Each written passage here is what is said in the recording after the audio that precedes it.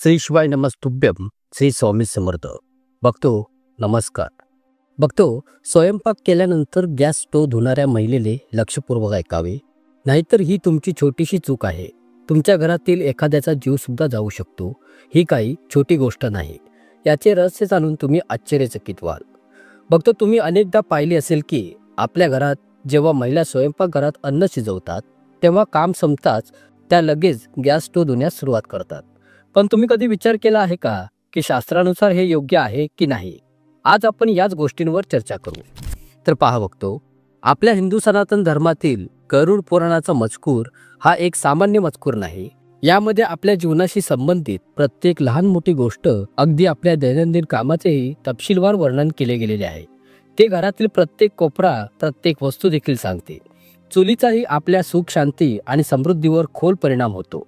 स्वयंपाकघर हे घरातील सर्वात पवित्र स्थान मानले जाते आणि त्या स्वयंपाकघराचे हृदय म्हणजे आपल्या घराची चूल. बघतो हे ते ठिकाण आहे जिथे अन्न शिजवले जाते आणि शास्त्रे म्हणतात की अन्न म्हणजे जीवन. विचार करा, जर जीवन नसेल तर जीवनाचा अर्थ काय असेल? म्हणूनच गरुड पुराणात यत्र अन्नम तत्र लक्ष्मी असे म्हटले आहे.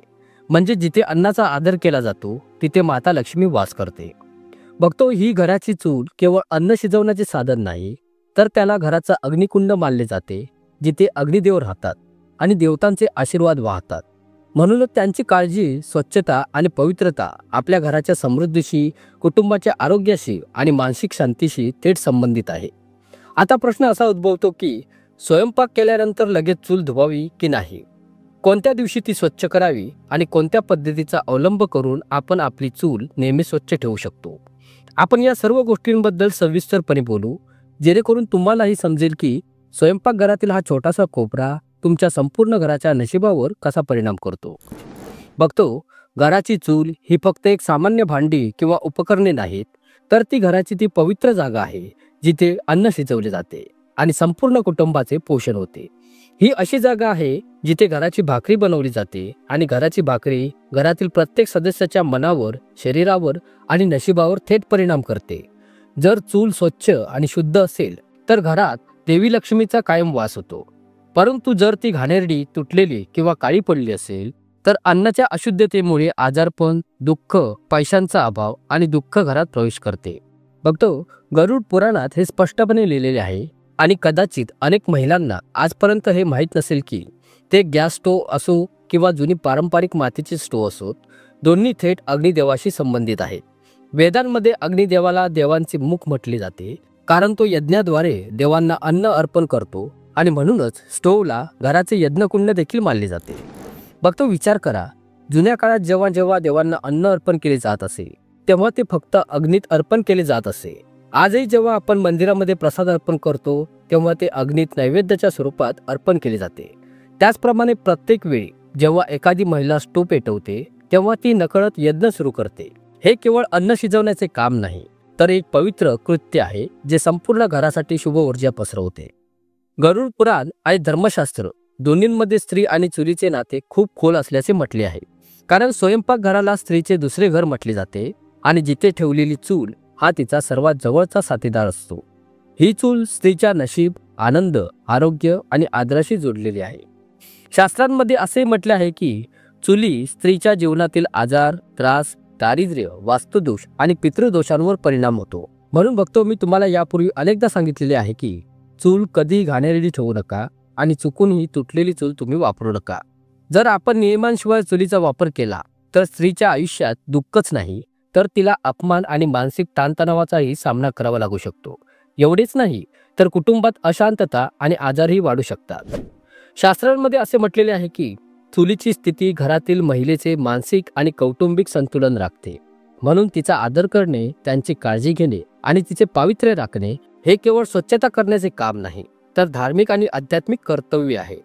फक्त पुढे जाण्यापूर्वी जर तुम्हाला ही माता लक्ष्मीचा आशीर्वाद तुमच्यावर कायम राहावा असे वाटत असेल तर हा व्हिडिओ लाईक करा आणि तुमच्या चॅनलला सबस्क्राईब करा आणि कमेंट्स बॉक्समध्ये जय माता लक्ष्मी लिहून तुमची उपस्थिती निश्चित दर्शवा. बघतो वास्तुशास्त्रात चुली ठेवण्याची दिशा देखील खूप चांगल्या प्रकारे सांगितलेली आहे. घराच्या आग्नेय कोणात स्वयंपाकघर असावे आणि गॅस स्टोव्ह स्वयंपाकघराच्या आग्नेय कोपऱ्यात ठेवावा, कारण ते अग्निकोण मानले जाते आणि ज्या घरात स्वयंपाकघरात अग्निकोणमध्ये स्टोव ठेवला जातो, त्या घरात देवदेवता राहतात आणि स्वयंपाक करताना तोंड पूर्वेकडे किंवा उत्तरेकडे असावे. म्हणजे जेव्हा महिला गॅसवर स्वयंपाक करतात तेव्हा महिलांनी पूर्वेकडे किंवा उत्तरेकडे तोंड करावे, कारण या दोन्ही दिशा खूप शुभ मानल्या जातात आणि आपल्या देवी देवता या दोन्ही दिशांना वास करतात. त्यानुसार जर स्टोव पश्चिमेकडे किंवा उत्तर दिशेने असेल तर असे म्हटले जाते की त्या घरात पैशाचा अपव्यय होतो, त्या घरात पैसा राहत नाही, त्या घरात गरिबी येते आणि त्या घरात अजिबात समृद्धी नसते. आणि घराचे सुख आणि शांती कोणत्या गोष्टींवर अवलंबून असते? घराचे सुख आणि शांती घराच्या समृद्धीवर अवलंबून असते. म्हणून जर ते दक्षिण किंवा नैऋत्य कोणात असेल तर रोग आणि अपघात वाढतात. म्हणजेच बघतो पहा की अनेक वेळा जेव्हा आपल्या घरातील एखाद्या व्यक्तीचे आरोग्य अचानक चढ उतार होऊ लागते, कर्ज वाढू लागते, समस्या वाढू लागतात, तर कुठेतरी याचे कारण असा ग्रह असू शकतो जो की तुमच्या घराचा चुलीचा ग्रह दक्षिण दिशेला ठेवलेला आहे. म्हणूनच लक्षात ठेवा की घराची चुली दक्षिण आणि पश्चिम दिशेला आणि ईशान्य मानला जाणारा किसान कोण ठेवू नये. जर ईशान्य कोणात चुली असेल तर देव रागवतात आणि जर देव रागवले असतील तर आपल्याला पितृदोष देखील लागतो. फक्त सांगण्यात आलेले आहे की ईशान्य कोपऱ्यात चुली ठेवल्याने कुटुंबात त्रास होतो, कुटुंबातील सदस्यांचे एकमेकांशी पटत नाही आणि कुटुंब तुटू लागते. त्यामुळे कुटुंबातील प्रत्येक सदस्याला मानसिक ताणतणावाचा सामना करावा लागतो. घरात अशुभ शक्तीचा प्रवेश होतो आणि जेव्हा अशुभ शक्ती नकारात्मक शक्ती घरात प्रवेश करू लागतात तेव्हा कुटुंब गरीब होते, कुटुंबाच्या आशा तुटू लागतात, कुटुंब उद्ध्वस्त होऊ लागते. म्हणून आपण कधीही घराच्या ईशान्य कोपऱ्यात चुली ठेवू नये. महिलांनी विशेषतः काळजी घ्यावी, कारण महिला त्यांचा बहुतेक वेळ स्वयंपाकघरात घालवतात. पण कधी कधी असे घडते की काही घरांमध्ये महिलांना बोलण्याचा अधिकार नसतो. म्हणून महिलांनी त्यांच्या कुटुंबातील सदस्यांना सांगावे की स्टोव, गॅस कोणत्या दिशेने ठेवणे योग्य आहे आणि कोणत्या दिशेने ते चुकीचे आहे. बघतो पहा, प्रत्येक महिला स्वच्छता करते, परंतु त्यांना स्वच्छता कशी आणि केव्हा करावी हे माहीत नसते. लक्षात ठेवा की गरुड पुराण, वास्तुशास्त्र आणि धर्मशास्त्रानुसार आपल्याला अनेक गोष्टी पाहायला मिळतात. ज्या घरात घराची महिला स्टोवला पवित्र मानून प्रेमाने आणि लक्ष देऊन काम करते त्या घरात आजार खूप कमी होतात, पती पत्नींमध्ये प्रेम राहते आणि कधीही धन आणि धान्याची कमतरता नसते. बघतो स्वयंपाकघरातून बाहेर पडणारी सकारात्मक ऊर्जा संपूर्ण घरात शांती पसरवते, कारण या कलियुगात स्वयंपाकघर हे सर्वात पवित्र स्थान मानले जाते. पण काही लोक अजूनही त्यांच्या पवित्र्याबद्दल अनभिज्ञ आहेत. त्यांना वाटते की स्वयंपाकघरात पवित्र राखले जाऊ नये, पण स्वयंपाकघर नेहमीच पवित्र ठेवले पाहिजे. पहा, आपल्या शास्त्रांमध्ये गॅस स्टोव स्वच्छ करण्यासाठी काही नियम आहेत. म्हणजेच सकाळी सूर्योदयानंतरच स्टोव पेटवा. महिलांनी नेहमी लक्षात ठेवावे की अस्वच्छ स्टोव पेटवू नये. असा स्टोव पेटवणे म्हणजे अग्निदेवाचा अपमान आहे. स्टोव पेटवण्यापूर्वी तुम्ही हळद पाणी किंवा गोमित्राने हात लावावा आणि नंतर नतमस्तक व्हावे.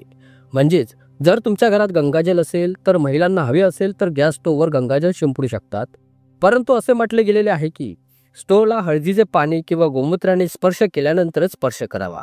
जर तुम्ही ते दररोज करू शकत नसाल तर किमान आठवड्यातून एकदा तरी हा नियम पाळू शकता आणि स्टोव स्वच्छ झाल्यानंतरच अन्न शिजवू शकता. म्हणजेच आपण स्टोव स्वच्छ केल्याशिवाय अन्न शिजवू नये आणि भक्तांनी आठवड्यातून एकदा विशेषतः स्वच्छता करावी. कारण जर आपण आठवड्यातून एकदा आपल्या घराचे स्वयंपाकघर स्वच्छ केले तर ते चांगले होईल.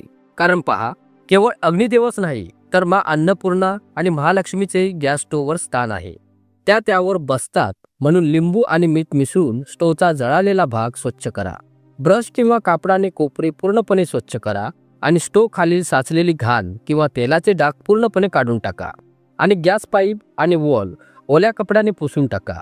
तिथे घाण साचते तर घरात वास्तुदोष वाढतो. हे देखील समजून घेण्यासारखे आहे की वास्तुदोष मोठ्या गोष्टींमुळे होत नाही तर लहान चुकांमुळे होतो. आणि विशेषतः महिलांनी काय करू नये हे लक्षात ठेवले पाहिजे की आंघोळ न करता चुलीवर स्वयंपाक करणे निषिद्ध मानले जाते. आज महिला आधुनिक झालेल्या आहेत. शहरातील मोठ्या महिला जे करतात ते म्हणजे आंघोळ न करता थेट स्वयंपाकघरात जातात, चुलीला स्पर्श करतात. काही महिला स्वयंपाकघरात जातात आणि स्वयंपाक करायला सुरुवात करतात.